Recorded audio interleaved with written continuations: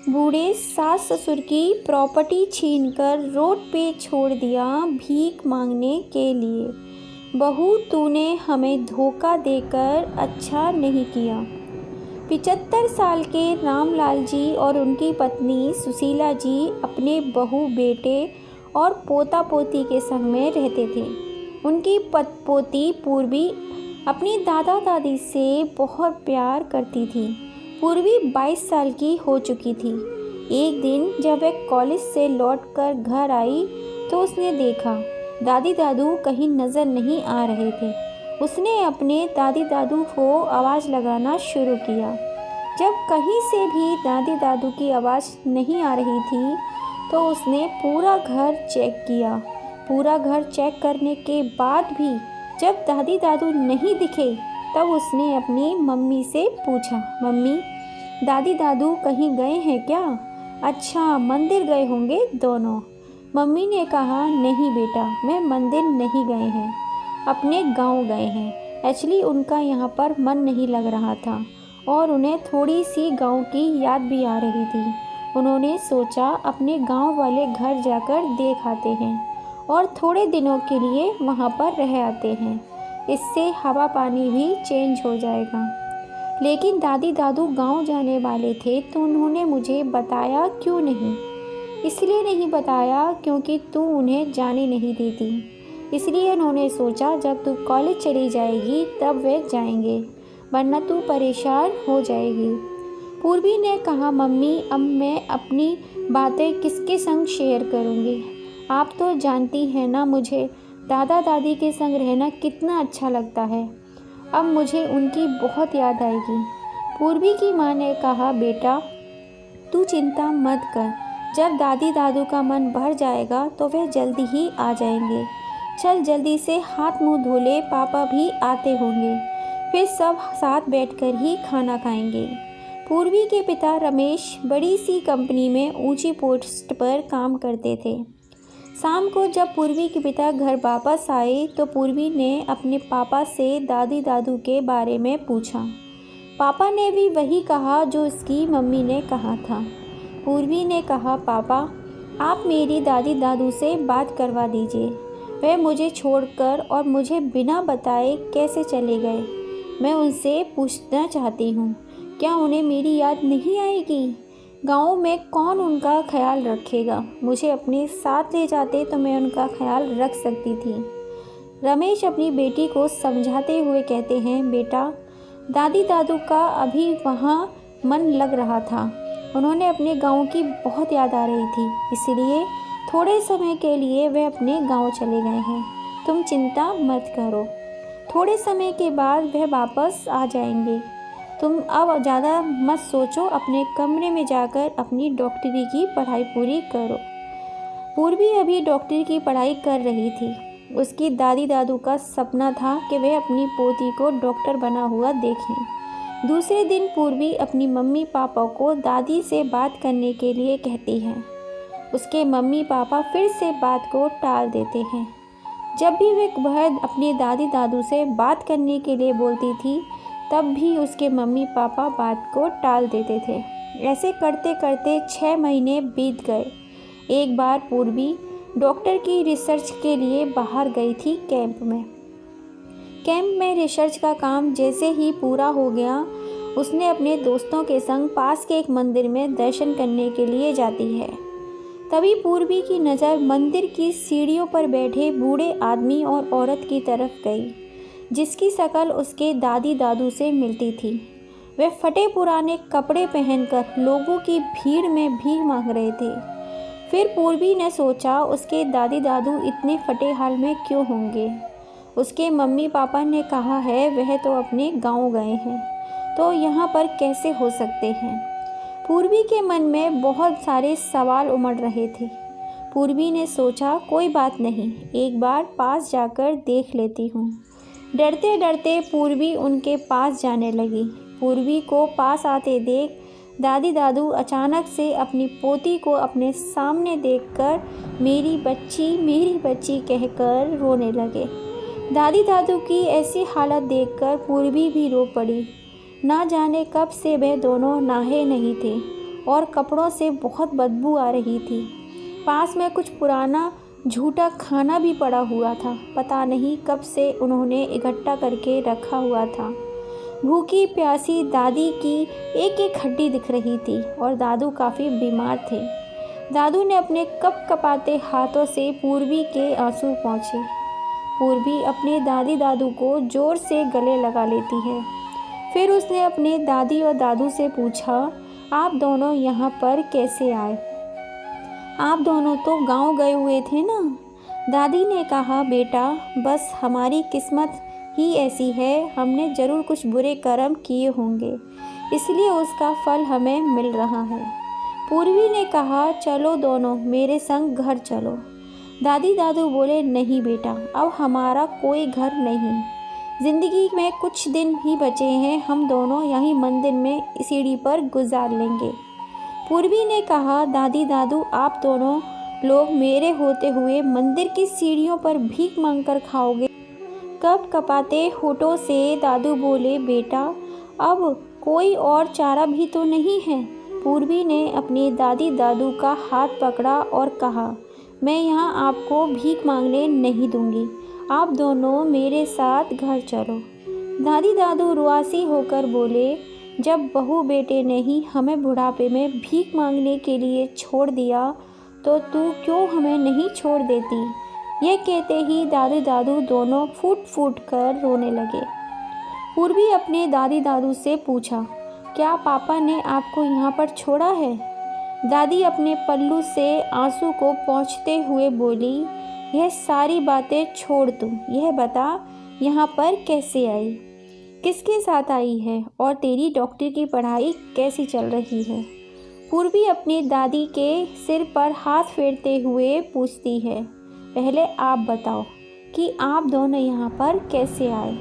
दादी प्लीज़ मुझे सच बताओ। दादू बताते हैं, उस दिन जब गौतम कॉलेज चली गई थी तब मीना बहू ने मुझसे कहा, माँ बाबूजी आप दोनों का पूरा बॉडी चेकअप करवा आते हैं। डॉक्टर के पास जाकर मीना बहू हमें डॉक्टर के यहाँ क्लिनिक पर बिठाकर बोली, बाबूजी माँ जी आप दोनों यहाँ पर बैठो, मैं अभी आती हूँ। सुबह से शाम हो गई पर मीना बहू नहीं आई। फिर हम दोनों वहाँ से निकलकर एक गार्डन में जाकर बैठ गए। 2 दिन तक वहीं उसी गार्डन में ही भूखे प्यासे तड़पते रहे। फिर तेरी जैसी एक लड़की अपनी माँ के साथ हरिद्वार दर्शन करने जा रही थी।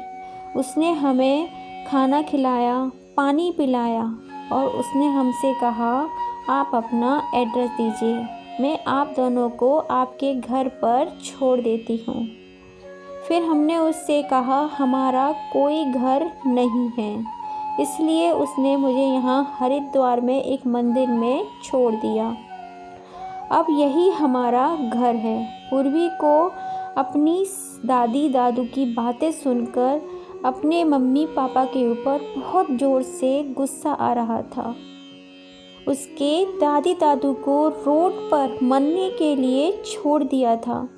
पूर्वी फिर उनको अपने साथ अपनी एक दोस्त के यहाँ पर ले जाती है। दादी और दादू को वहाँ पर नहला धुलाकर नए कपड़े पहनने के लिए देती है। नए कपड़े पहनकर दादी दादू के आँखों में आंसू रुक नहीं रहे थे। रात हो चुकी थी। पूर्वी ने सोचा अब पापा घर आ चुके होंगे। वह दादी दादू को अपने संग घर ले जाती है और बाहर आंगन में बिठा देती है। घर पहुंचते ही मम्मी ने पूछा, कैसा रहा ट्रिप बेटा? पूर्वी कोई जवाब नहीं देती। फिर पापा बोले, बेटा मम्मी कुछ पूछ रही है, जवाब क्यों नहीं देती हो? पूर्वी ने गुस्से से कहा, क्यों दूँ मैं आपको उत्तर? कौन है आप दोनों मेरी? मम्मी पापा दोनों हैरान होकर पूर्वी से प्यार से पूछते हैं, क्या हुआ बेटा, तुम ऐसी बातें क्यों कर रही हो? किसी से लड़ाई हुई है क्या? पूर्वी फिर पूछती है, यह घर किसके नाम है? पूर्वी के पिता उस पर चिल्लाते हुए कहते हैं, क्या हो गया है तुम्हें? कैसी बहकी बहकी बातें कर रही हो? मम्मी पापा कहते हैं, बेटा यह सब कुछ तुम्हारे लिए ही तो है। पूर्वी ने कहा, दादी दादू को बीच रास्ते पे मरने के लिए छोड़ दिया। वह भी तो मेरे लिए ही थे, मेरा भला ही चाहते थे। यह सुनते ही मम्मी पापा की आंखें खुली की खुली रह गईं। फिर पूर्वी कहती है, आप मुझे पढ़ा लिखा कर योग्य बना दो, फिर मैं आप दोनों को खुद अनाथ आश्रम में भेज दूंगी। पापा गुस्से से बोले, क्या कह रही हो तुम हम दोनों को आश्रम क्यों छोड़ोगी? यह हमारा भी तो घर है। पूर्वी ने कहा, घर तो यह दादी दादू का भी था, जो आपने अपने नाम करवा लिया और दादी दादू को मंदिर की सीढ़ियों पर भीख मांगने के लिए छोड़ दिया। रमेश जी बोले, लेकिन बेटा, दादी दादू तो अपने गांव गए हैं ना।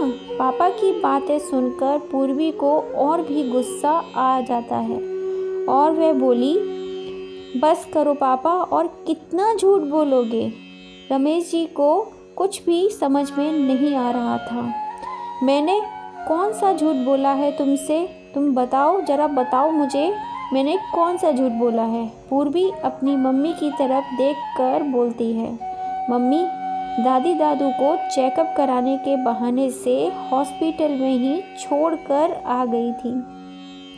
क्या यह सब बातें आपको नहीं पता? रमेश जी कहते हैं, क्या?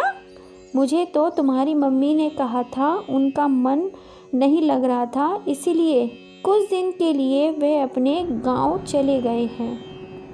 पूर्वी ने कहा, पापा, आपने गांव में फ़ोन करके जानने की भी कोशिश नहीं की कि दादी दादू ठीक है या नहीं? उसके पापा ने कहा, बेटा, गांव में फ़ोन नहीं है। कभी भी फ़ोन करना होता है तो डाक खाने में फ़ोन करना पड़ता है, इसीलिए तो मैंने तुम्हारी भी बात नहीं करवाई थी। तुमने कहाँ देखा माँ बाबूजी को? फिर रमेश अपनी पत्नी से पूछता है, माँ बाबूजी कहाँ हैं? मीना गुस्से से कहती है, हाँ, मैं ही तो दुश्मन हूँ तुम सबकी। हाँ, मैंने ही छोड़कर आई हूँ उन दोनों को। कितना खर्चा होता था उन दोनों के ऊपर, तुम्हें कुछ भी अंदाज़ा भी है? उनके यहाँ रहने से पूरे घर का बजट बिगड़ गया था। मुझे लगा अब 72 साल के हो गए हैं, अब जीकर क्या करेंगे, इसलिए छोड़कर आई। रमेश अपनी पत्नी को खींचकर जोर से एक थप्पड़ मारता है। रमेश ने कहा, कल को मेरे माँ बाबूजी की जगह तुम्हारे माँ और बाबूजी होती तो क्या तुम तब भी यही करती? पूर्वी बाहर बैठे अपने दादी दादू को हाथ पकड़कर अंदर लेकर आती है। तभी रमेश अपनी पत्नी को हाथ पकड़कर घर से बाहर निकाल रहा था। तभी अपनी माँ बाबूजी को देखकर उनके पैरों में गिर गया। माँ बाबूजी, मुझे माफ़ कर दो, मैंने मीना की बातों पर विश्वास कर लिया, लेकिन अब यह नहीं करेगी। माँ अपने बेटे का हाथ पकड़ते हुए कहती है, बेटा, वह कहाँ जाएगी, उसे माफ़ कर दो, वह तुम्हारी पत्नी है। रमेश ने कहा, माँ बाबूजी, इसने आप लोगों को रोड पे मरने के लिए छोड़ दिया और आप इसी पर तरस खा रही हैं। नहीं, मैं अब यहाँ इसे नहीं रख सकता। मीना जल्दी से अपने सास ससुर के चरणों में गिर जाती है और उनसे अपने किए की माफ़ी मांगती है। माँ बाबूजी, मुझे माफ़ कर दीजिए, मैं आगे से कभी भी ऐसी गलती नहीं करूँगी। प्लीज़ माँ बाबूजी, मुझे एक बार माफ़ कर दो।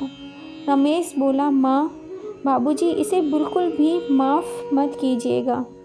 माँ बोली, बेटा, तू भी वही गलती कर रहा है जो इसने की, फिर तुझमें और इसमें फ़र्क ही क्या रह जाएगा? इसे माफ़ कर दे, यह मेरी परवरिश ऐसी नहीं है। मीना बोली, माँ जी, बस मुझे एक बार माफ़ कर दो, पता नहीं मुझसे क्या हो गया था। माँ ने कहा, बहू, तुम्हें अपनी गलती का एहसास हो गया, यही हमारे लिए बहुत बड़ी बात है। यह बात ध्यान रखना, हम जैसा करते हैं हमारे बच्चे भी वैसा ही सीखकर वैसा ही हमारे साथ करते हैं। धन्यवाद दोस्तों। आपको ये कहानी कैसी लगी? कहानी पसंद आई हो तो हमारी इस छोटी सी फैमिली का हिस्सा ज़रूर बनिएगा और इस कहानी को ज़्यादा से ज़्यादा अपनी फैमिली फ्रेंड में शेयर कीजिएगा, जिससे कभी कोई बहू बेटा अपने माँ बाप के संग ऐसा ना करे। हमारे इस चैनल को लाइक एंड सब्सक्राइब ज़रूर कीजिएगा। धन्यवाद दोस्तों। फिर मिलेंगे ऐसी ही किसी कहानी के संग। जय श्री राम। दिल से फिर से आपका धन्यवाद।